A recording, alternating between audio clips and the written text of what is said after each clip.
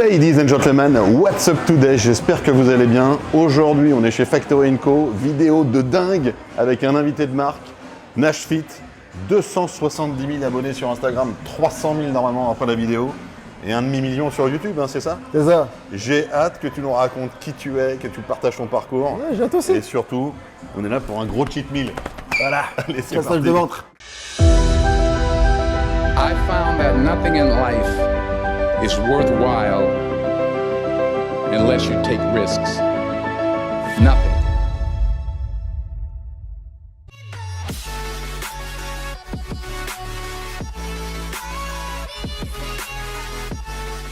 Alors, déjà, ce qui est très sympa, c'est que tu as répondu présent tout de suite quand je t'ai demandé de faire la vidéo. Bah oui. Et en fait, on s'était juste capté vite fait à l'époque à Honor. Ouais. Moi, je m'entraînais avec Superfed. Puis toi, je te voyais te développer, grossir, etc. Mais en fait, on n'avait jamais parlé. Bah après, ma philosophie, c'est toujours, tu vois, si le feeling il est là et que je sens que la personne, ça peut donner un bon échange, pourquoi pas, tu vois. Je vais jamais me baser sur le fait de me dire, il y a quoi à gagner, il y a quoi à si ça. En fait, si je pense qu'on peut se poser, avoir une bonne discussion et nous kiffer et faire kiffer les gens. C'est ce qu'ils veulent aujourd'hui, les gens. Ils veulent ça, ils veulent du vrai. En plus, tu étais venu faire des vidéos chez Heroes. Tu m'avais régalé. C'était vraiment canon. Ouais, bah au final, c'est un petit milieu, le monde est petit. Donc forcément, même si c'est des gens où tu vas pas forcément trop les connaître, tu connais quelqu'un que je connais ou alors je sais pas quoi, ou j'ai fait des vidéos avec quelqu'un et en fait ce mec-là, tu le connais. Ouais, je comprends. Mais ça va toujours. Excusez-moi de vous déranger, est-ce que vous souhaitez boire quelque chose? Ah ouais, je veux bien une 100p. Toi, tu veux quoi, mon ami? Un Coca Zéro. Parfait, je vous apporte ça. Merci beaucoup. Déjà le fitness. Pourquoi le fitness? Pourquoi tu t'es mis dans ce milieu-là? Bah en fait, avant j'étais danseur hip-hop. Ok. Et quand en 2012, je suis parti vivre aux États-Unis. Mon but était à Boston, dans la côte Est. Donc mon but en fait était de me développer dans la danse, donc faire des castings, faire des trucs comme ça, tu vois, pour essayer de faire des clips, des concerts. Là, t'avais quel âge? J'avais 21 ans. D'accord. Et en fait, une fois arrivé là-bas, je ne sais pas ce qui s'est passé, mais à la seconde où j'arrive, démotivation, ça ne me dit plus rien de danser, j'ai plus envie. Parce que toute ma vie, j'avais dansé avec mes potes d'enfance. En fait, je me rendais compte que c'était plus ça que j'aimais que la danse en elle-même. Donc me retrouver avec des gens que je connais pas et danser, ça m'intéressait pas, donc j'ai arrêté. Et je me suis dit, quel est le sport que tu peux faire sans connaître personne, où tu n'as pas d'impératif horaire, tu peux y aller quand tu veux, et tu as besoin que de ton corps. Et la musculation, je me suis dit, tu vois, sachant qu'en plus, la danse, elle m'avait bousillé le bas du dos, elle m'avait bousillé les genoux. Donc au début, je me suis plus dit, c'est une rééducation. Tu vois, plus À que. l'époque, tu pesais combien? Je faisais 59 kilos. Ah ouais, une salade. J'étais une brindille. Et du coup, après, je me suis dit, ouais, la musculation, pourquoi pas. Et après, je suis un peu de nature geek dans le sens où quand je vais m'intéresser à un sujet, je vais beaucoup le poncer. Donc j'ai beaucoup fait des recherches sur la muscu, ce qui fait que j'ai assez vite eu un bon niveau en fait. Et naturellement, il y avait des gens qui me demandaient des conseils, des trucs, et moi, je les aidais un peu gratos, tu vois. Et après, le déclic qui a mis le dernier coup de marteau sur le clou, c'est qu'en fait, il y a un monsieur qui s'appelle Scott Mendelson qui avait pendant un moment le record du monde de développé couché. Scott Mendelson. Mendelson. Tu connais Rich Piana, ils étaient un peu meilleurs potes les deux. D'accord, ok. Et lui, il était en Californie, à Sherman Oaks, c'est au nord de Los Angeles. Et en gros, quand j'étais barman, je l'avais rencontré parce qu'il était à Boston. Et en gros, on avait super bien accroché. Et de là, en fait, il m'a dit, j'aime bien ta personnalité. En plus, je parlais que je voulais être personnel trainer. Et lui, en fait, il avait une salle là-bas, tu vois. Et en gros, il m'a dit, on peut te mettre dans un avion, on te fait passer une certification. Là-bas, on t'aide à t'installer, on t'aide à trouver un appart, etc. Puis tu peux rester avec nous au début, le temps que tu trouves ton appart. En gros, tu viens et une fois que tout est prêt, tu bosses pour moi dans ma salle. Donc en 4 semaines, j'avais ma certification. C'est une certification qui est internationale. Elle me donne le droit de coacher dans tous les pays du monde, sauf 3 pays, dont la France. Donc, quand je suis revenu en 2016 et que j'ai dit, j'ai une certification, je suis arrivé comme une fleur. J'ai dit, c'est bon, je peux arriver, je peux coacher. On m'a dit, non, en France, il faut un diplôme d'État, il faut un BPGEPS. Je dis, ok, vas-y, BPGEPS, comment je le passe? Je pensais que ça se passait aussi en 2-3 semaines. Ils disent, non, il faut aller à l'école pendant 1 an. Il faut payer 6 000 balles. Donc du coup, j'ai travaillé 1 an à l'accueil d'une salle de sport. En gros, c'était où ça? C'était dans le 12e à Doménil. La salle à la base s'appelait Fitness Price. Après, c'était une petite chaîne, ils en avaient 5-6. Ça a été racheté par les cercles et apparemment maintenant c'est fermé. Parce que moi, ça date de 2016, tu vois. C'était il y a 8-9 ans.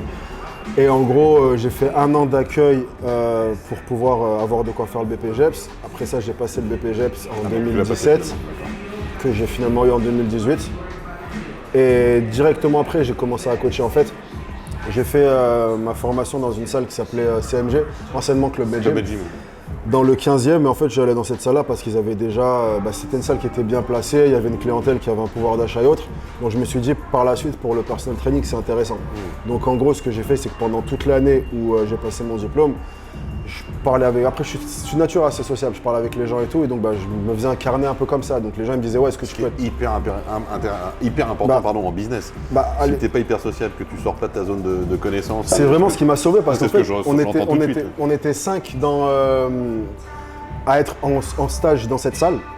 En fait j'étais vraiment le seul où je parlais quasiment pas avec les autres coachs, j'étais tout le temps avec les clients. Donc en fait tout le monde me disait ouais est-ce que tu peux être mon coach? Surtout que j'étais le seul de tout le groupe qui avait un profil muscu. Donc tu vois, je sortais un peu du lot directement. Et en gros, moi je voulais me focaliser sur ma formation. J'ai dit écoute, là je suis en formation. Ma formation en mai, je la valide. En mai, si tu veux toujours que je te coach, on en discute, passe-moi ton numéro. Et pendant toute l'année, j'ai récolté des numéros. À la fin de l'année, arrivé en mai, quand j'ai validé mon diplôme, j'avais peut-être une trentaine de numéros. J'ai envoyé un message groupé à tout le monde. Salut, on avait discuté pour du coaching. Je viens d'être validé, je suis officiellement coach. On fait comment maintenant? Sur les 30, on a peut-être une douzaine qui ont concrétisé, ce qui fait que dès le début, j'ai eu ma douzaine de clients en personal training et ça m'a lancé comme ça. Et finalement, ta clientèle, à l'époque, c'était quoi? C'était du tout venant ou t'avais des personnes qui voulaient faire de la compétition? Non, remise en forme pure. C'était vraiment déjà dû à la zone de chalandise dans laquelle j'étais. Tu vois, c'était une salle qui était vraiment en plein rue du commerce. Donc t'imagines la clientèle que ça attirait. Bien sûr. Oh là là là là là là, regarde-moi ça. 4 étages de viande smashée, tes frites de patates douces, le cheddar, le bacon. Ah non, là. Toi, tu vis, toi. Ah, tu vis. Là. C'est beau. Ah non, mais je cheat jamais, donc quand je cheat, je cheat. C'est vrai, t'es sérieux toute l'année?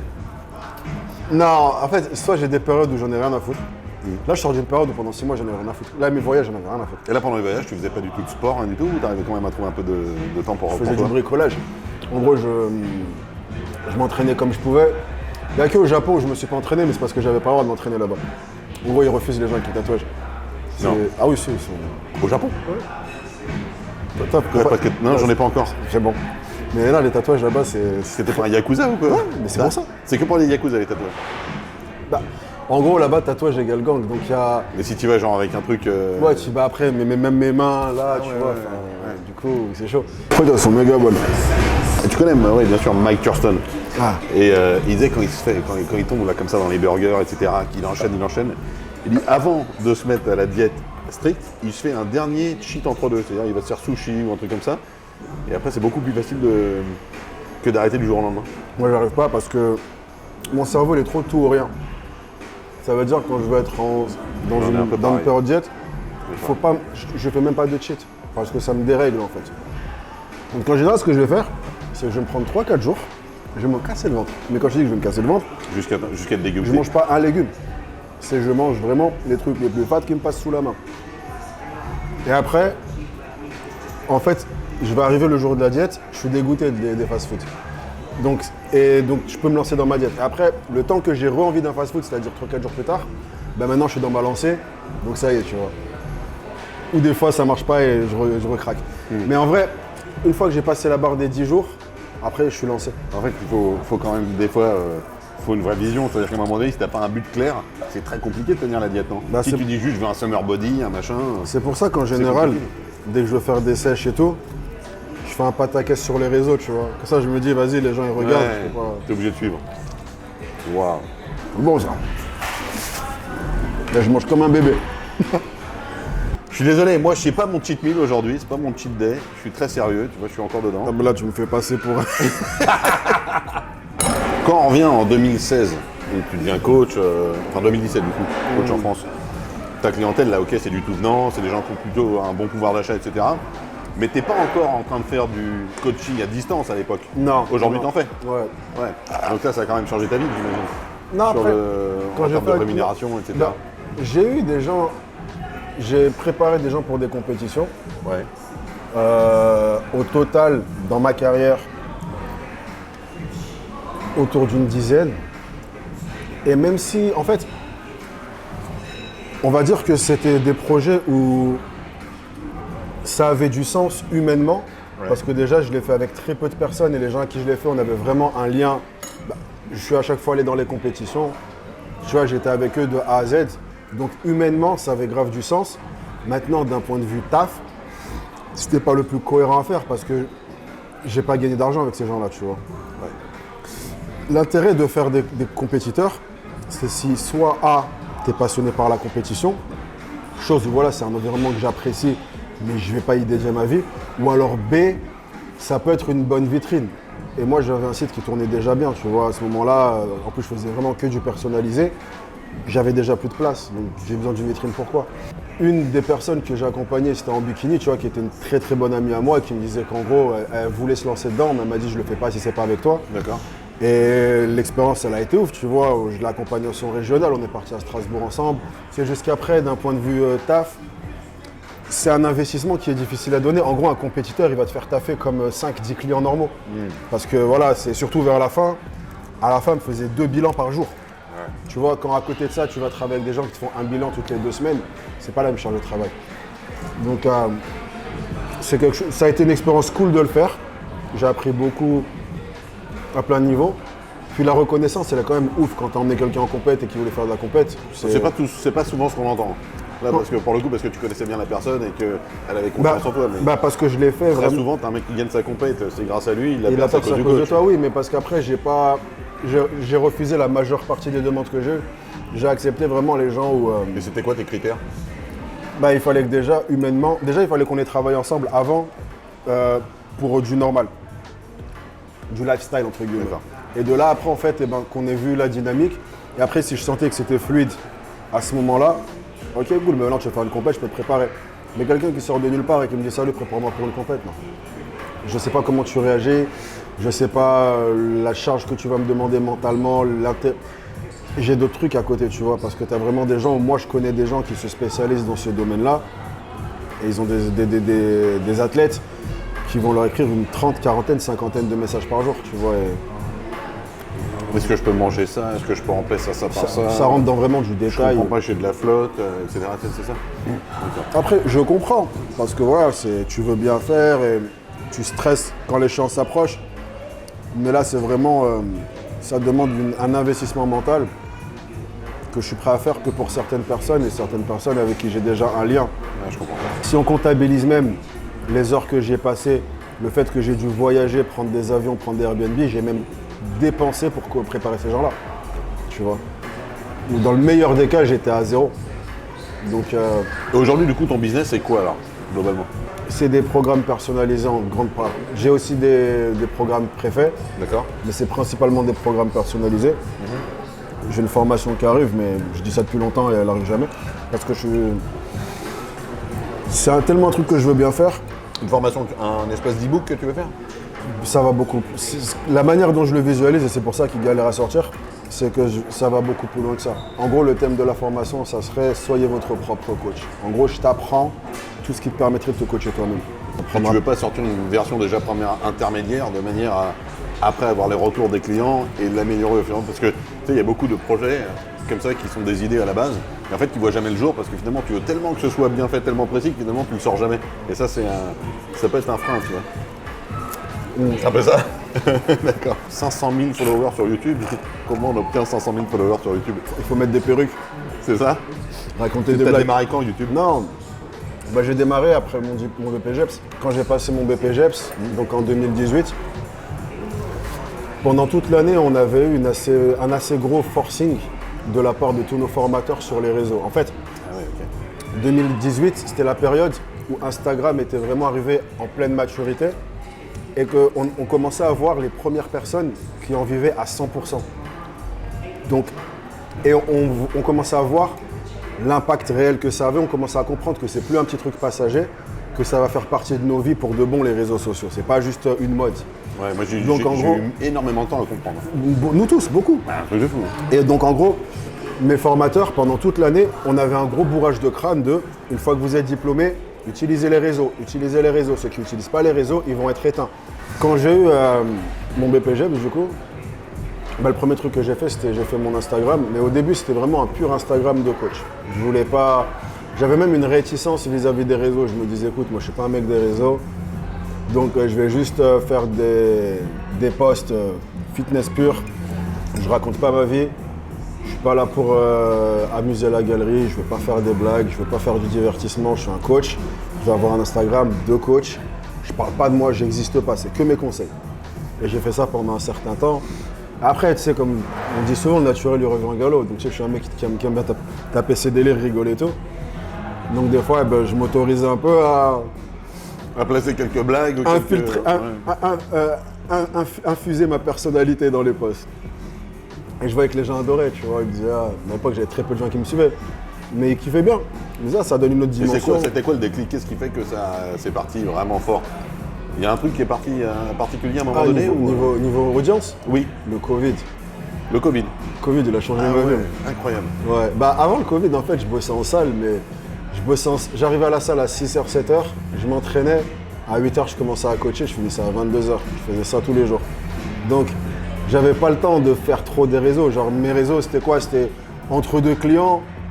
Je chopais un des autres coachs, je disais gros, prends-moi en photo, je prenais une haltère, photo comme ça. Ok, cool, tu mets un filtre dessus, tu postes, je mettais une phrase un peu philosophique. C'était ça les réseaux, tu vois. Et après le Covid, je me suis dit ok, là j'ai le temps de vraiment me poser. Parce que tu sais, à l'époque on pensait que le Covid il allait durer 3 semaines. Oui. Donc je me dis vas-y, écoute, le temps que ça dure, je fais des vidéos, comme ça me fera une plus grosse visibilité, je pourrai encore mieux demander quand je vais reprendre les coachings en salle. Et c'est de là que ça a grave pris, Instagram ça a pris. Dans la foulée, j'ai démarré YouTube. YouTube, ça a bien pris, puis je me suis un peu servi de l'élan d'Instagram. Attends, juste une question. Sur YouTube et sur Instagram, tu faisais la même chose ou c'était deux choses complètement différentes? Non, différentes. Enfin, quand je dis la même chose, c'était deux tonalités complètement différentes? Ok. YouTube, ça a toujours été plus sérieux. Je vais pas faire une vidéo si je me dis pas les gens vont avoir quelque chose à en retirer à la fin. Il faut qu'il y ait une morale. Genre, même quand je fais du divertissement, je vais trouver un axe pour te faire réfléchir un minimum. Chose que je ne fais pas sur Instagram. C'est juste qu'au début, mon contenu sur YouTube, il était beaucoup plus explicatif. Maintenant, il va être plus basé sur, même si ça reste du fitness, c'est plus la psychologie du fitness que la technique. Maintenant, je pense que j'ai apporté ce que je pouvais apporter dans la technique. Je ne vais pas arriver et te dire 5 exercices pour développer ses pectoraux. J'ai des anciennes vidéos qui en parlent, elles sont d'actualité. Donc maintenant, je parle plus de l'aspect psychologique du truc. Voici pour le dessert. Let's go! La dégustation. Merci. Quelle chance, quelle chance, quelle chance. J'aimerais vous présenter ce magnifique cheesecake Kinder Bueno qui va finir dans son estomac dans quelques instants. Une couche de spéculoos, un appareil Philadelphia, évidemment Kinder Bueno, ganache chocolat au lait, chantilly maison. Le Kinder Bueno, c'est le seul truc qu'on fait pas maison, le coulis de chocolat noir. Régale-toi mon ami, régale-toi. Avec grand plaisir.